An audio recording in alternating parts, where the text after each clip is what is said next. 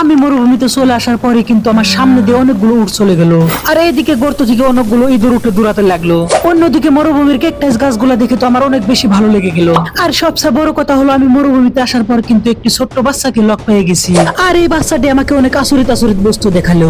আমি মরুভূমিতে এসে কি কি দেখলাম আর কিভাবে আসলাম আপনাদেরকে সবকিছু দেখাবো। চলেন ভিডিওটা ফার্স্ট থেকে শুরু করি। আজকে আমরা চলে এসেছি ইন্ডিয়ার মরুভূমির ভিতরে। আপনারা হয়তো বা ভাবতে পারেন যে ইন্ডিয়ার মরুভূমিতে এসেছো, কিন্তু বালুগুলো এত বগা কেন? আপনারা হয়তো বা জানেন না, যেগুলো ইন্ডিয়াতে মরুভূমি থাকে সেগুলোর বালু এরকম বগা হয়। আমি এই মরুভূমির ভিতরে অনেকক্ষণ থাকবো, যতক্ষণ পর্যন্ত না একটি উট দেখতে পারবো ততক্ষণ পর্যন্ত কিন্তু এই মরুভূমি থেকে যাবো না। আজ সন্ধ্যা পর্যন্ত থাকবো, সন্ধ্যা পর্যন্ত কিন্তু আমি উট দেখা না পর্যন্ত যাবো না। উট না হলে আমি যে কোনো জীবজন্তু কিন্তু দেখার চেষ্টা করবো, আর আপনাদেরকেও দেখাবো। তা আপনারা ভিডিওটা সম্পূর্ণ দেখেন।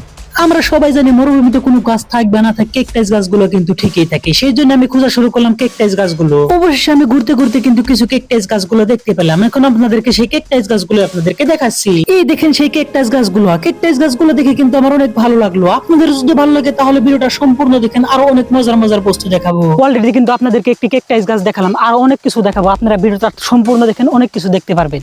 এখন আমরা দেখবো মরুভূমি মাটির নিচে কি থাকে। আমরা সেই জন্য মরুভূমি মাটিতে কিছু গর্ত করার চেষ্টা করবো, দেখি গর্তর মাছ থেকে কি বের হয়। আসেন আপনাদেরকে গর্ত করে দেখাই।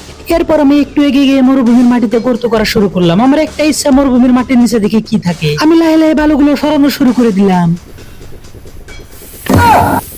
হাই হাই, এই গর্ত থেকে তো অনেকগুলো সাপ বের হলো, এখানে তো থাকা যাবে না। এখন থেকে আমি এখান থেকে পালিয়ে যাই। সাপগুলো দেখে কিন্তু আমি অনেক ভয় পেয়ে গিয়েছিলাম। আমরা সবাই জানি আরবের মরুভূমিতে কিন্তু অনেকগুলো উট থাকে। আমরা এখন দেখবো ইন্ডিয়ার মরুভূমিতে কোনো উট থাকে কিনা, সেই জন্য কিন্তু আমি উট খোঁজা শুরু করে দিলাম। এরপর কিন্তু আমি কিছু উট দেখতে পেলাম, সেই উটগুলো এখন আপনাদেরকে দেখানোর চেষ্টা করব। এখন আমরা কিছু উট দেখার চেষ্টা করব, সেই জন্য আপনারা আমার পিছনে পিছনে আসেন। আমি আপনাদেরকে উট দেখানোর চেষ্টা করছি। ওই যে দেখা যায় কিছু উট, উটগুলো যেহেতু ওই দিক থেকে না আসে এই দিক থেকে আসলো, সেই জন্য আপনাদেরকে দেখানোর জন্য আমি উটগুলোর একটু পাশে চলে গেলাম। উটগুলো দেখে তো আমাদের সবার অনেক ভালো লাগলো, কিন্তু কথা হলো ওখানে দিকে একটি ছোট বাচ্চা বসে আছে। এখন আমরা কি করবো, চলুন দেখি ওই ছোট বাচ্চার পাশে যাই। ওই ছোট বাচ্চাটা আমার মনে হয় অনেকদিন ধরে ওখানে বসে আছে, সেই জন্য আমি দৌড়ে ওই ছোট বাচ্চাটার পাশে চলে গেলাম। গিয়ে ছোট বাচ্চাটাকে আমি জিজ্ঞাসা করলাম, তুমি এখানে কি করছো? ছোট বাচ্চাটি বললো, আমি এখানে হারিয়ে গিয়েছি। মরুভূমি হারাই গেছি। আজকে 3 দিন হলো ওই ছোট বাচ্চাটি মরুভূমির মাঝে হারিয়ে গেছে, কিন্তু সে যে বাসায় যাবো সেই বাচ্চার কিন্তু রাস্তাটা খুঁজে পাচ্ছে না। সেই জন্য আমার একটু সুবিধা হলো, কারণ এই বাচ্চাটা যেহেতু মরুভূমির মাঝে 3 দিন আছে, এই বাচ্চাটা কিন্তু জানে মরুভূমিতে কোন জায়গায় কোন বস্তু আছে। আজকে আমি এই বাচ্চার কাছ থেকে সমস্ত কথা জানে আপনাদেরকে দেখানোর চেষ্টা করব। তুমি কি এই মরুভূমিতে 3 দিন ঘুরেছো? হ্যাঁ ঘুরেছি। ঠিক আছে, তাহলে তুমি কিন্তু অনেক দিন অনেক বস্তু দেখেছো, সেইগুলো বস্তু এখন তুমি আমাকে দেখাবে। এরপর বাচ্চাটিকে আমি জিজ্ঞাসা করলাম, তুমি যে 3 দিন মরুভূমিতে থাকছো, কিন্তু তুমি মরুভূমিতে কি কি প্রাণী দেখছো? মরুভূমি তুর দেখছি, মরুভূমি সাপ দেখছি, ইঁদুর দেখছি। আরো গাছ গোছালে কিছু নাই, ক্যাকটাস গাছটা দেখছো কি? হ্যাঁ দেখছি। ঠিক আছে, ওগুলো বস্তু একদিক থেকে তুমি আমাকে দেখাবে। বাচ্চাটি আমাকে বললো যে এই মরুভূমিতে নাকি অনেকগুলো উট আছে, সেই জন্য আমি বাচ্চাটিকে বললাম যে তাহলে চলো আমাকে ফার্স্টে উট দেখাও। যেহেতু এই মরুভূমিতে উট আছে, তাহলে আমরা ফার্স্টে উটটাই দেখে আসি। হ্যাঁ নাও।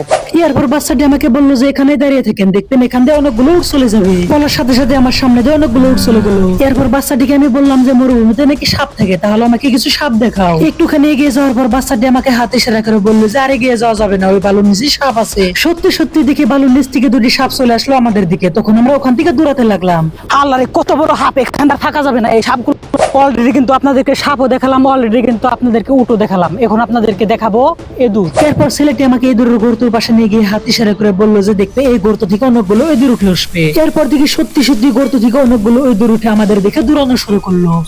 অলরেডি কিন্তু সবকিছুই দেখে ফেললাম। এখন আমরা দেখো ক্যাকটাস গাছ। ক্যাকটাস গাছটা আছে না নাই? আছে। চলো দেখে আসি। এরপর আমরা ক্যাকটাস গাছ দেখতে চলে আসলাম। ক্যাকটাস গাছগুলো দেখে আমি দৌড়ে ক্যাকটাস গাছগুলোর মাঝে চলে গেলাম, কারণ গাছগুলো দেখতে আসলে অনেক সুন্দর ছিল।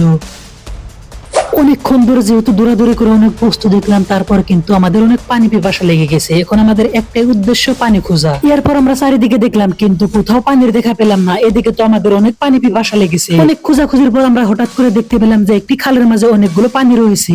এরপর আমরা তাড়াতাড়ি করে সেই খালের দিকে রওনা দিলাম। আর তখন পানিগুলো দেখে আমাদের একেবারে মন ভরে গেল। যেহেতু আমরা অনেকক্ষণ ধরে পানি খোঁজাখুঁজি করছিলাম, সেই জন্য আমরা পানিগুলো পাওয়ার সাথে সাথে হাত দিয়ে বোলানো শুরু করলাম। আর এদিকে সেই ছেলেটি কিন্তু সেই পানি দিয়ে মুখ দেওয়া শুরু করে দিল।